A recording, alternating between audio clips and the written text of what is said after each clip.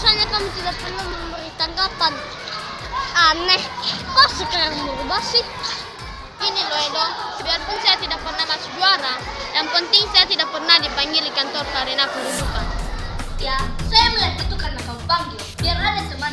Tapi hatiku tetap hatiku lah. Sebuah kapten, jangan. Diva, serahkan sama ibu HP itu. Ini Bu.